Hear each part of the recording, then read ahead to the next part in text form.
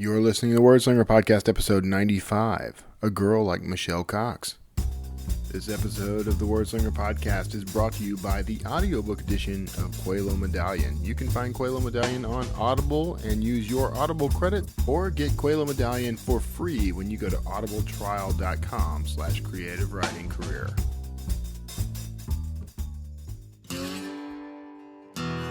It's the Wordslinger Podcast, where story matters. Build your brand, write your book, redefine who you are. It's all about the story here. What's yours? Now, here's the guy who invented pants optional, Kevin Tomlinson, the Wordslinger. Wordslinger. Hey, this is Kevin Tomlinson, the Wordslinger. Thank you so much for tuning in for another week of Wordslinger hijinks. I appreciate that. Speaking of Wordslinger hijinks, I am actually at this moment broadcasting from my in-laws' theater room here in Sugar Land, Texas. And that's because over the weekend and through the most of the week, actually, Kara and I actually managed to pack and downsize from our apartment. We've crammed everything into storage. We've still got a load in her car that needs to go into storage. And we are aiming for the RV. I mean, we put a bunch of stuff in the RV that we now need to sort and organize and go through. And we're going to cull down some of that. I don't know if Kara's aware of that, but we are going to have to trim down some stuff that went in. I already got rid of a lot of my stuff. It's actually, it's interesting, and it's got me on a jag for just going through and eliminating a lot more.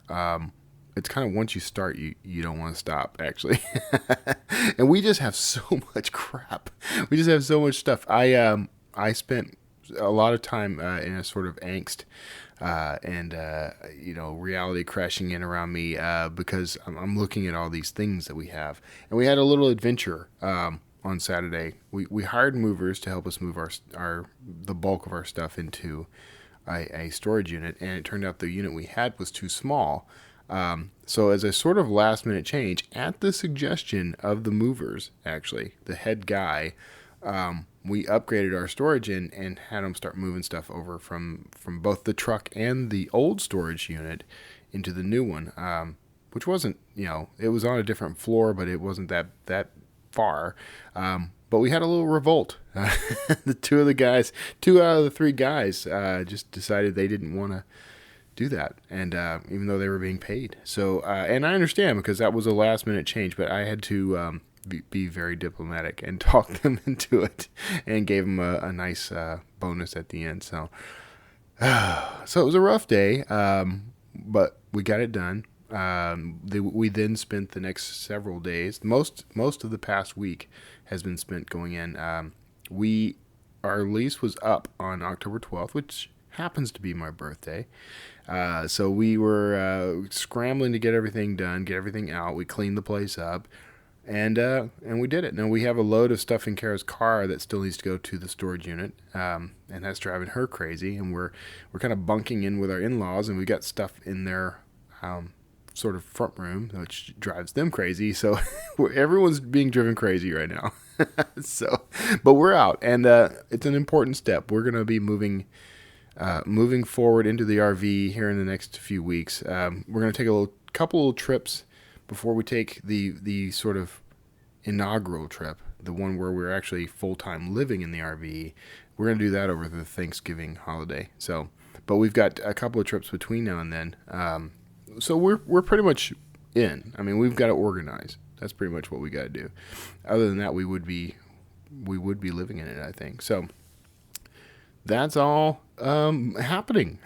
And scaring the crap out of us, but it's exciting and it's fun. So, and if you listened to the interview with Joe and Kate Russo from We're the Russos a couple of weeks ago, you know that there's a lot more to consider than just simply living in the thing, and we're working through some of those details too. So that was a great interview. If you haven't listened to it, you should go back. Now on to this week's interview. And I'm talking to somebody that is very interesting. I had a great conversation with her. I'm talking to Michelle Cox, and she's the author of A Girl Like You. And she had I liked where she got her source material. it appeals to me.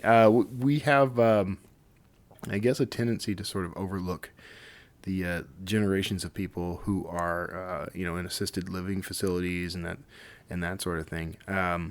And she worked in one of these and got some great stories and turned these into fiction.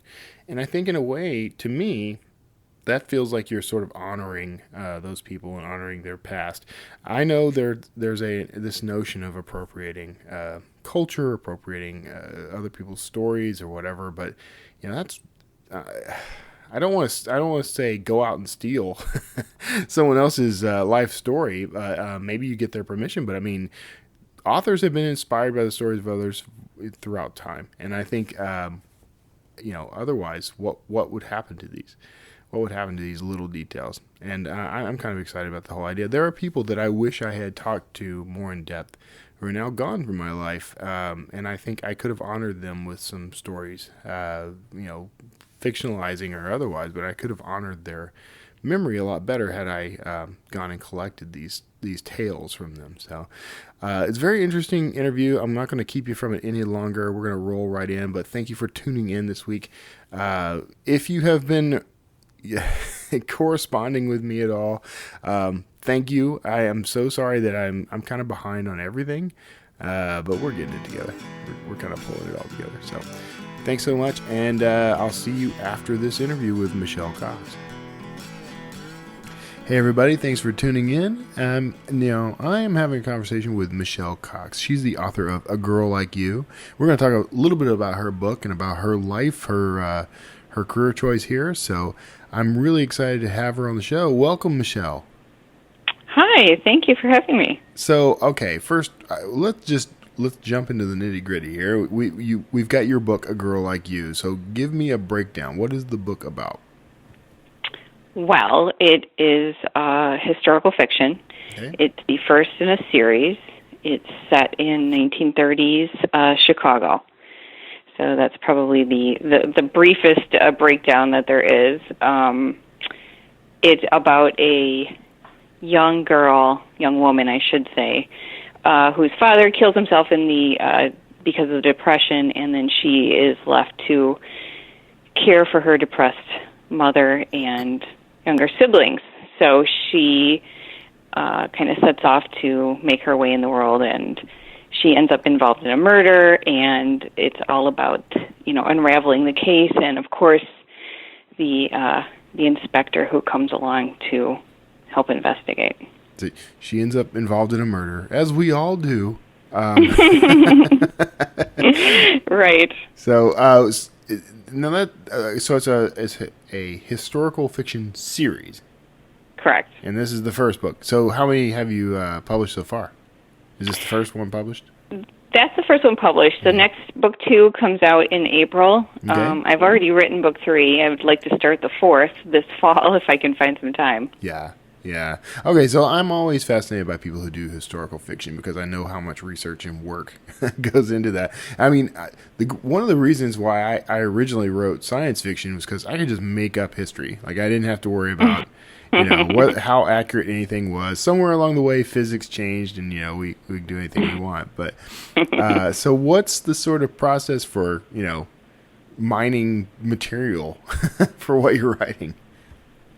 Well, that's a good question. To be honest, I used to, in the early 90s, I used to work in a nursing home on the northwest side of Chicago. Okay. And I heard so many fascinating stories. That's actually the source of one of my blogs, are, all those stories from the nursing home. Yeah. So when I was writing this book, I kind of needed an idea. So I actually took one of the stories from one of the ladies that I had met there. She was 81 when I met her in the early 90s, and she was just this amazingly fascinating woman. She used to follow me around and tell me little bits about her story, and then I started following her around because she was so interesting. One of the things she used to like to tell me was that she had a man-stopping body and a personality to go with it. Nice. I just thought, wow, who says that, So, Yeah, a lot of the story's details, Henrietta is the main character, and so she's kind of based on this woman. And a lot of the things in the story actually are true that come from her. Obviously, I had to invent the murder and the inspector and all of that, but the framework, some of the framework is actually from her. And, of course, I, did Google research on, streets and streetcars and stuff like that. Some of the places are real, like the Aragon Ballroom, and then other places I just made up. It is interesting how Google has opened doors for authors to to get that research kind of on the shorthand. Yeah, I feel silly saying it all the time. People always ask, what's your research process, and I'm embarrassed to say, well, Google. But there's so much there. You're not alone. I mean, I've recently, this past year, I started writing thrillers. And just this morning, I was on a forensics website looking up, how to determine whether someone was strangled to death and what their time of death was and that sort of thing. I'm like, my life is different. My life is different than other people's lives. But yeah, so Google, of course, that's a phenomenal tool for quick research. But so you don't see, anytime I talk to someone who does historical fiction, I envision them in this, this dusty library with this ancient tome in front of them, But you're in your bedroom slippers or something, kicking back with some with some tea. That's right. That's pretty much it. You can research anything. I mean, you can find old newspapers and stuff like that. I mean, I actually would love the idea of having to, travel down to the Newberry, downtown Chicago, and look up all these manuscripts, but really a lot of it's just right there. Yeah. I do think, though, that I have the kind of mind that I'm very attuned to details, and those little things stick with me. So, all of these stories over the years, a lot of those have stayed with me. And so, when I need a particular detail, it's just easy for me to call it up. Right. Yeah. And that's a handy skill to have for an author. Yeah, exactly. So I'm not going to bother asking the kind of basic questions of where you get your ideas. You already kind of answered that anyway. But do you find yourself sort of synthesizing ideas fairly often, or is it you pick one line of thought and you just branch out from it? Do you combine stories you've heard from your source? Oh, definitely. Yes. Okay. Because I have so many of them. I worked there for, several years. Yeah. And I actually wrote a different novel before this one, and it was set in the 40s, and it was kind of more of a coming of age. And it was kind of my learning novel. Yeah. I couldn't get it published. It was really way too long. I didn't realize at the time that there's, a 120,000 word limit. So mine was, 224,000 words. Yeah. So no one would even touch it. But I actually did a lot more research for that one. And so I do find myself stealing things from that novel. And I keep telling myself not to do that because, I have this fantasy that I'm going to go back and publish it someday, but I keep stealing characters, so I don't know. Pretty soon there'll be nothing left. You're picking it down to the bones. Yeah, right. Well, there's no reason you couldn't go ahead and publish that, I mean, you might change some character names or something, but, I mean, there's no reason you couldn't go back.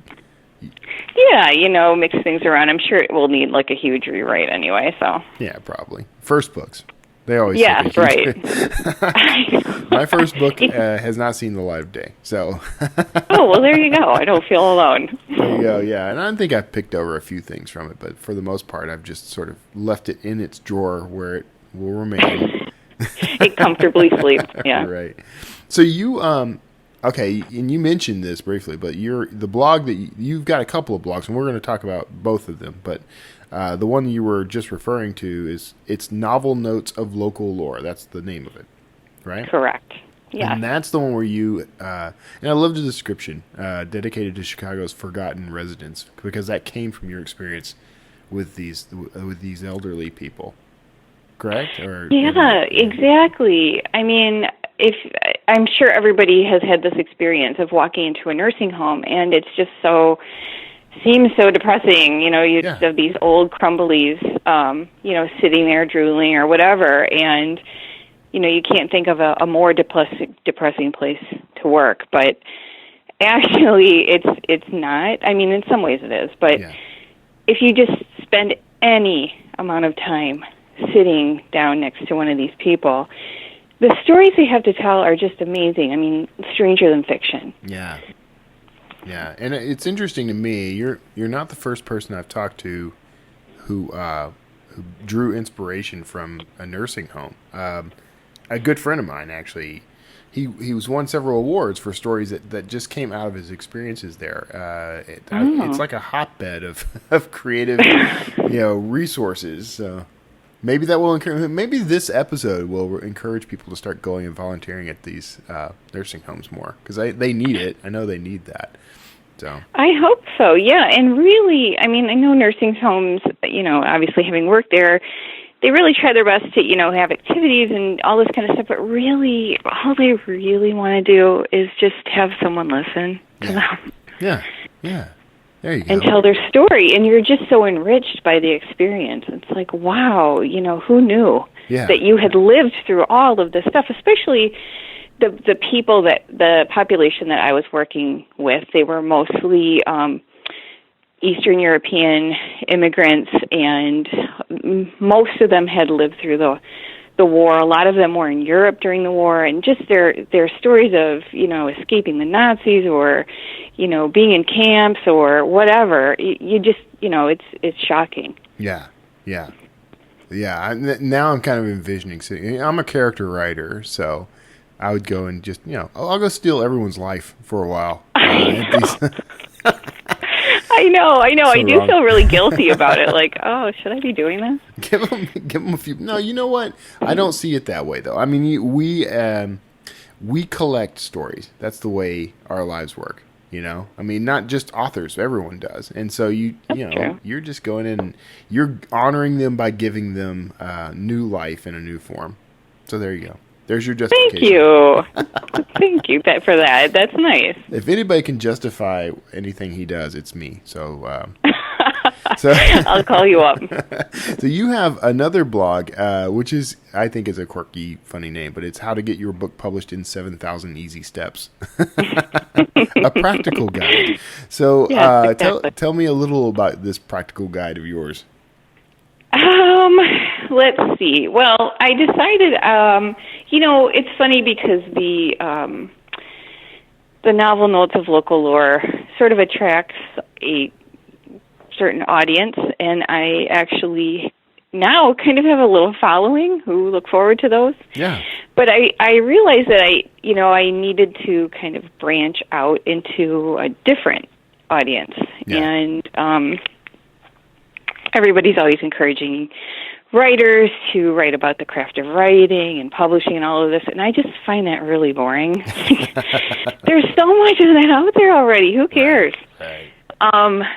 So I decided to write kind of a spoof on that, and a sarcastic look at what it takes, not necessarily to get your book published, so actually the title's a bit misleading. It's more what happens after, and all of the things that you have to go through.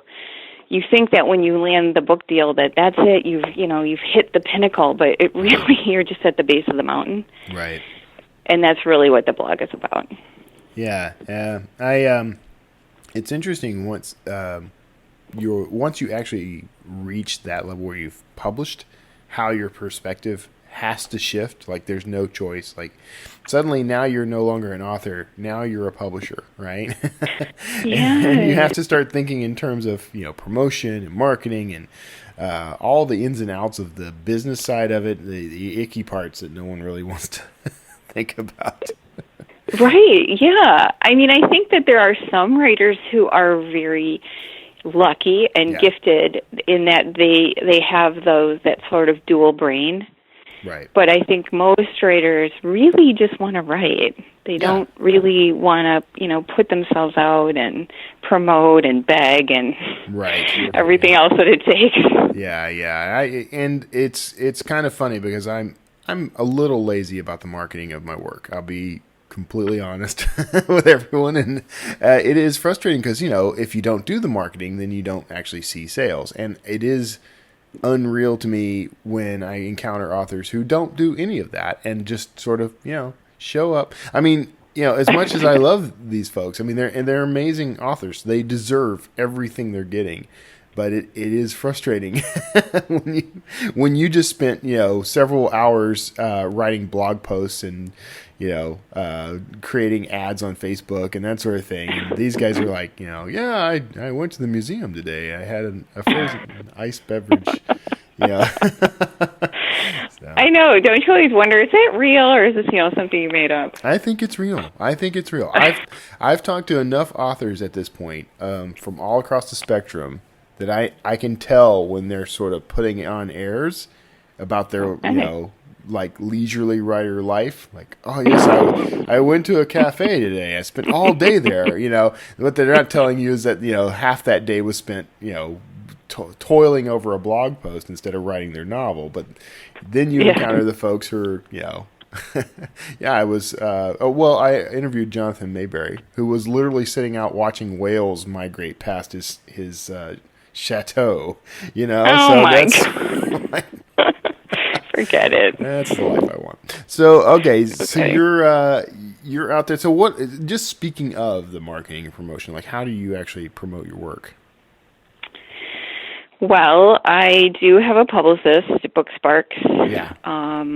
And they do a lot of the stuff that, I can't do. So, the reviews, speaking engagements, that kind of stuff. Right. But otherwise, I'm starting from, when I first started this, it's embarrassing, but I didn't even have a smartphone. Yeah. I mean, I had a flip phone, I had nothing, I had no platform, zero. So it's taken, the past year and a half to build all of that up. And, I tried to do the blogs, the newsletter, I have a website, of course, all the standards. I've been trying lately to be invited to speak at different book clubs. I went on to meetup.com and, solicited all these book clubs in the area, and I wasn't getting any response, so I thought that was weird. So I checked into it, and I realized I'd been blocked for spamming. Oh. Come on. Oh, this is ridiculous. Yeah, that's tough. Like, because I get that why there are rules about that sort of thing, but it's frustrating because, that's why you're there. Yeah, and they were really genuine, like, letters, like, hi, I'm blah, blah, blah, whatever, but whatever. I guess somebody marked it, and then that's it. Yeah. So are you getting okay, so you have BookSparks, you said. You're using them? Yes, I'm using them. They're great. They have been really, really helpful in kind of getting me to places I couldn't get on my own. And also, really, I think they were very helpful in sort of teaching me the ropes. Yeah. Which was great. And seeing the world more from a wide-angle lens. Yeah. Than I was before. Like, it is good. You have to think. Yeah, you have to think on a different scale. Right. Yeah, and having someone who can kind of guide you through that. Like, there are things that we don't think about as authors that are, I don't know, maybe they're essential, maybe they're not, but they're certainly helpful most of the time, and we don't often think of that. So it is good to have someone looking out for your interests. Yeah, definitely. They have had a lot of great ideas. Obviously, they're have a lot of experience and very professional. So It's been great, a great relationship. Yeah. So so as far as, are they helping you with things like the website and that sort of thing, or is that something totally separate? They helped me to create it. Yeah. And then they also, every single thing that they would put in front of me, they would say, well, how about a newsletter? And I'm like, no way, I'm never doing that.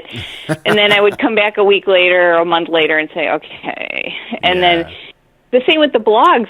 I said, there's no way I'm ever doing a blog. And they said, well, okay, but how are you going to reach people? Yeah. So then I'm like, I don't even know what a blog is. I mean, really, when I went into this, I was really naive. So I would send them all this stuff, like all these essays. And they're like, wow, this is a great essay, but not a blog. Right. So they finally helped me craft some ideas and really taught me a lot. Yeah, I bet. Yeah. I mean, and that's actually, I kind of envy that. Because I've had to invent this stuff as I went and never thought about going out and finding somebody who could teach me how to do all of it. So, a lot of hand-holding. Yeah. That's cool, though. So, okay, you've got Book Sparks. They're helping you with speaking engagements and that sort of thing. Do you do a lot of speaking? Are you being invited now to a lot of places? Yeah, I think I've had a pretty active year so far. I've gotten a few on my own, but I also went on the She Writes Press book tour, and that was great because that got me into, Book Soup in Hollywood and Third Place Books in Seattle. So a lot of bigger places that I wouldn't have been able to get on my own. So that was great. Yeah. Those are useful organizations to be in contact with, too, because they'll also come back to you later and, offer you something else. Yeah, exactly. I've had several already who have said, when the next book comes out, we'd love to have you. Yeah. So how do you, you've got one book out and you've got a new one coming out. How are you gearing up for the second launch? How are you getting that promoted, I guess? Well, I'm going to be working with Book Sparks again. Okay. They are putting together their strategy for this one. So actually, we're scheduled to have a meeting soon. I'm hoping that I can sort of ride the wave on this first book. I was fortunate enough to be able to put one out, the next year. So it's kind of like, after 6 months, usually your book is backlisted or dead or whatever. Right. But I'm hoping that I can keep it afloat long enough to, right around the holidays, start the push for the second one. Right. Yeah. So do you see the most sales around the holidays? Is that kind of your big season? Well, I missed the holidays. Okay. With book one because it didn't come out until April. Yeah.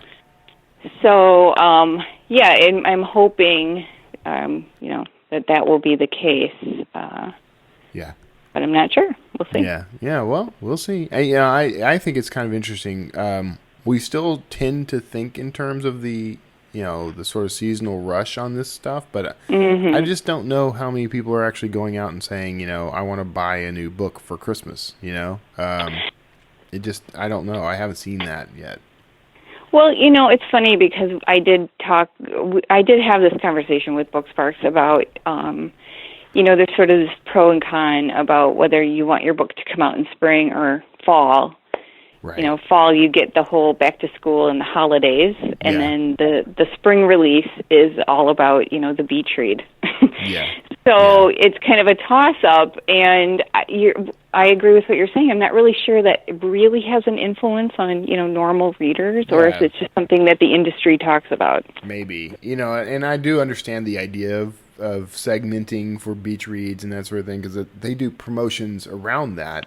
But I don't see that there's an advantage, for me. We'll just say for me. I don't see there's an advantage for me to release in spring versus fall versus any other time. Because if the book's there, I can always do a promotion aimed at summer reading or something, So I agree. We'll say that it's probably effective, and I just don't know enough. We'll just go with that. That sounds good. So you're do you do anything connected to the book? You've got the blog. Do you kind of relate that back to the work at all? That's where you got your source material mostly.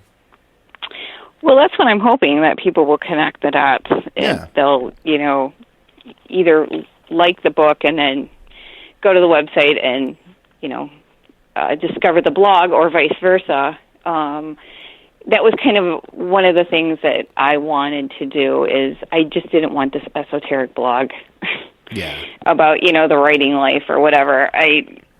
I thought it would be good to have something that sort of connects the two, and that they exist in that same place in history. So see, I think that's advantageous. I think that is advantageous. I think you're probably if you're not already, you're going to get some traction out of that, because one of the things I discovered, and I've fallen off from doing this, unfortunately, because I got busy.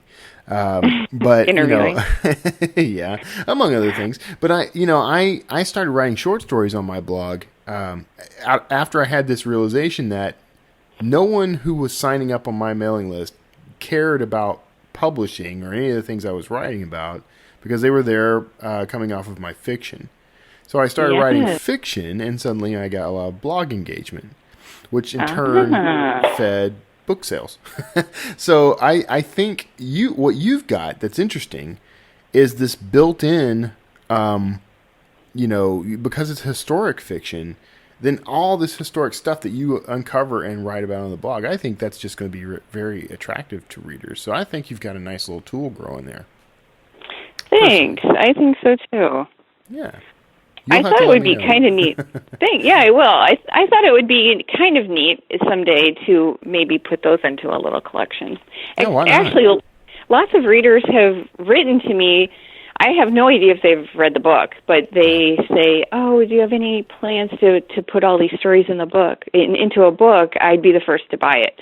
Yeah. I'm like, wow, really? There you go. Let me tell you something. Marketing 101. If you see a demand that you can fill it. Okay, I will. Go lay this out and make it available and collect the money. That's the best marketing Easier advice said I than can done. ever give you. Yeah, I know. Same. Yeah. So, and how are things going? I don't want specific numbers or anything, but I mean, how are you doing? Success wise, are you kind of hitting where you feel like you've got traction, or? Well, it's funny because the night before my pub date, I got this frantic email from the publisher saying, "We need to talk right now. We have a problem." Like, oh no, not what you want to hear the night before your pub date. Right. So we got on the phone, and she said, "Okay, it's a good and bad problem." She said, "We just found out from the warehouse that there are no books left." Okay. From your print run, and now that you're pubbing tomorrow, and we cannot fill all of the orders.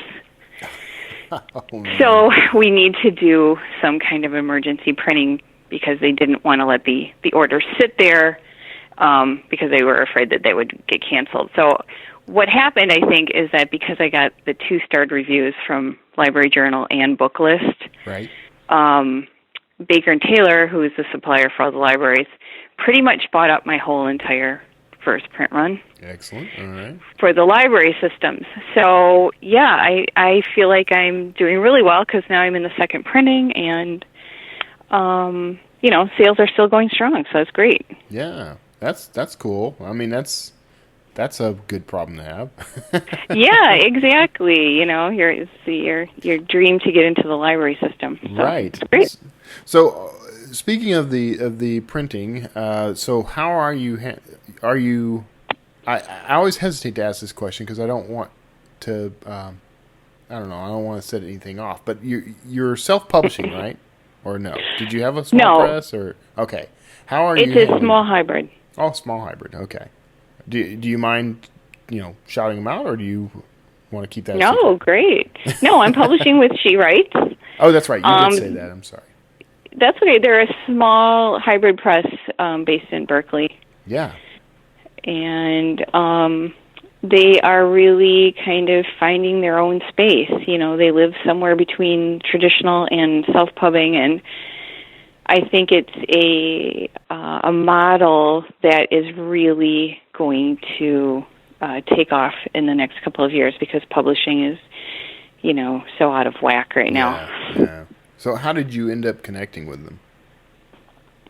Well, I had that first novel, and I couldn't find an agent. I couldn't, get anyone to read it. I thought, I'm obviously doing something wrong. So I decided to go to the Writer's Digest conference in New York, and yeah, it was great. I mean, talk about the starry-eyed girl going into this. My hopes were quickly dashed.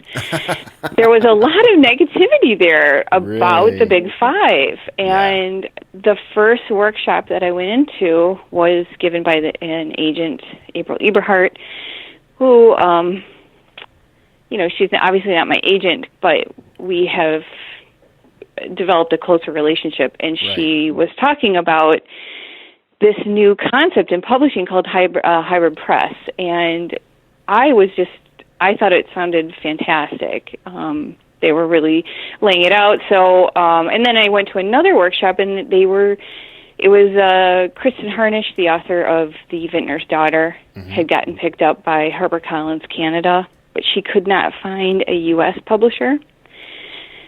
So HarperCollins Canada was rushing the deal. They wanted to put the book out right away, and she really wanted a U.S. release at the same time. So her agent was April, and they started scrambling and for a hybrid press as an alternative, and they found She Writes, and then they did a deal with She Writes, and the book came out through them in the U.S. and was very successful. And so now April is really promoting She Writes to every conference she goes to, and very cool. Yeah, it's a great model. It really is. I'm going to check them out and learn a little more, because I've heard of them, but I hadn't really dug in and investigated like what they're all about, what their requirements are, and that sort of thing. Being called She Writes, I'm guessing I wouldn't stand a chance of being published in, but probably not. That's okay. I got my own thing. All right, so we're coming up on time, and I have really enjoyed this conversation. Historic fiction, by the way, is something I'm interested in, but my wife is much more interested in. And I've been trying to encourage her to start writing. We actually plotted out a book together. Well, plotted it out. We came up with an idea that she's really excited about, and clearly we would write two very different books. So I'm trying to encourage her to actually pick up and write this thing. So I'm going to let her listen to your interview, because I think she'd be inspired. And she's definitely going to like your blog. I can tell you that right now. So you may have an upcoming fan. So yay! Thank you. You got it. That's fabulous. All right, so we're going to go ahead and wrap up. Everybody listening to the sound of my voice, stay right where you are. You're going to get a little wrap up after this interview, and you'll of course find everything we've talked about in the show notes for this episode, where you can find a link to Michelle's website, which is michellecoxwrites.com. Among other things, you'll find her Facebook page, author page on Amazon, that sort of thing. So, Michelle, thanks so much for being on the show. I've really enjoyed talking to you. You're welcome, Kevin. Thanks for having me, and it was fun. I enjoyed it very much. All right, we'll have to do it again sometime. So, everybody else, stick around. Well, that was kind of an abrupt ending, but it'll work. Stick around, everyone. And thank you for sticking around, by the way. I hope you enjoyed that interview with Michelle Cox. There's something about this idea that just, I don't know, it resonates with me. Going out, and I said this in the interview about, how we all collect stories, which is exactly what humans do. I mean, that's what we are. We're story collecting machines, and we're storytelling machines, and that's how we organize our lives. It's how we create I was going to say justifications, but, not everything is a justification. Sometimes it's just an explanation to yourself about who you are and why you do the things you do. Stories are very important, which is why this podcast is the story podcast. It's all about getting to that kernel at the center of every human, that little nugget inside of every human that is the storyteller and the story receiver.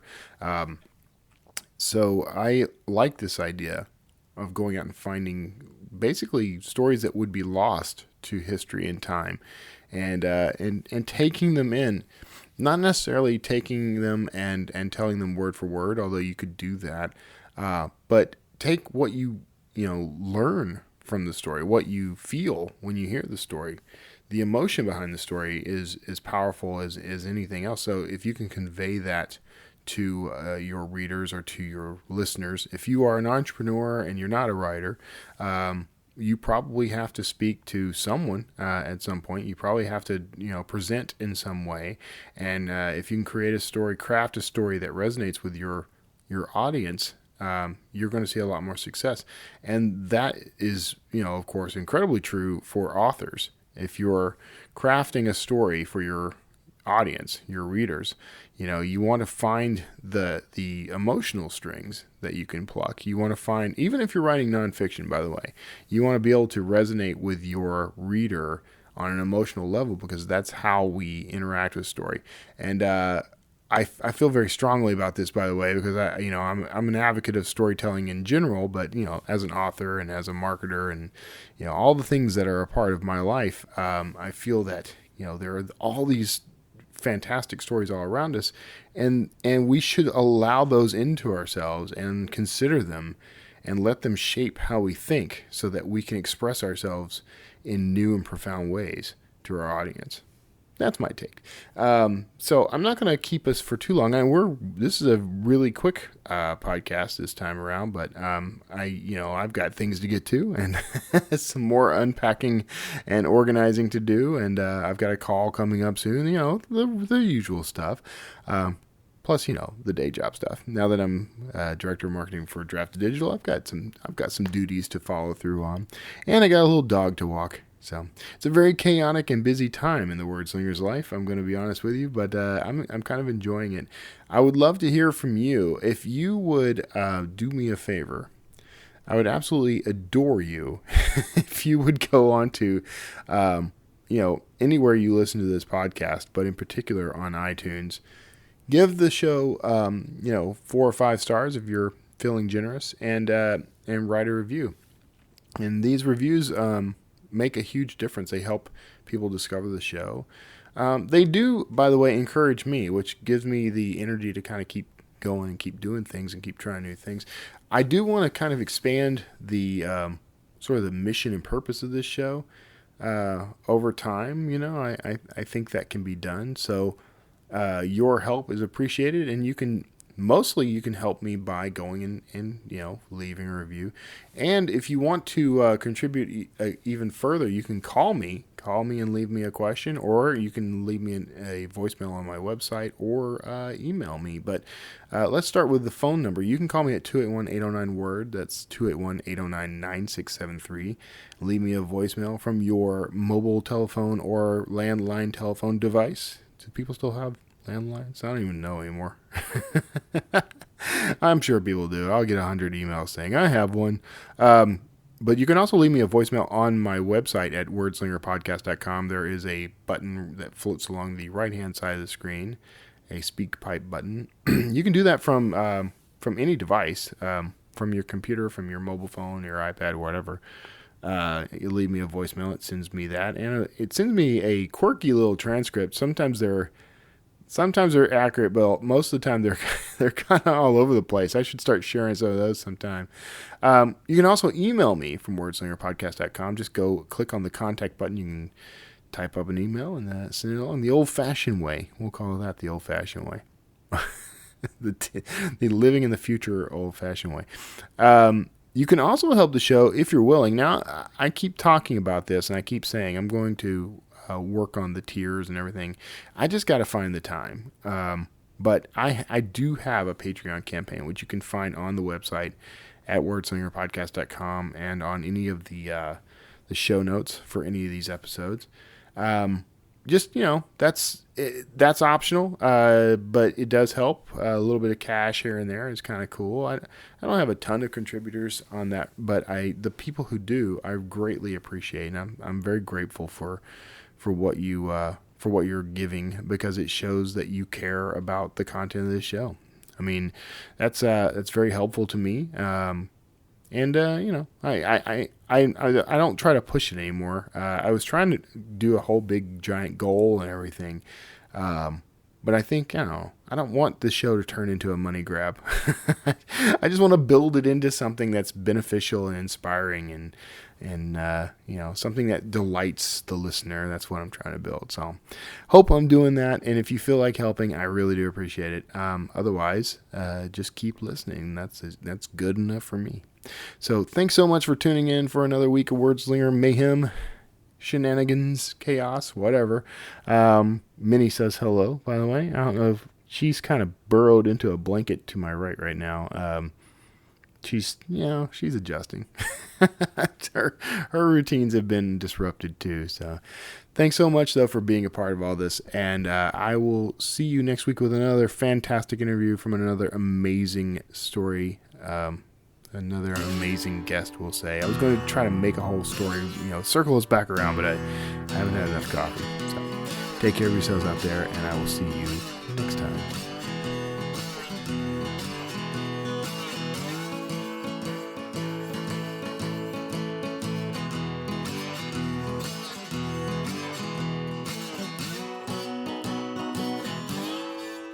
Word Slinger.